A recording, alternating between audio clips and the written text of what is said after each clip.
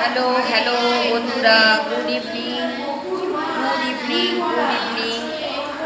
দেখো আমার coaching centre থেকে তোমাদের আবার ব্লগ দিচ্ছি, কিন্তু সব মর্নিং স্কুল হওয়ার জন্যে জানো তো সব ঠিকঠাক করতে আসছে না, কেউ কেউ অবশ্য চলে গেছে। যাই হোক, তোমাদের তবু আমি যেসব স্টুডেন্টরা রয়েছে তাদের নিয়েই ব্লগ দিচ্ছি।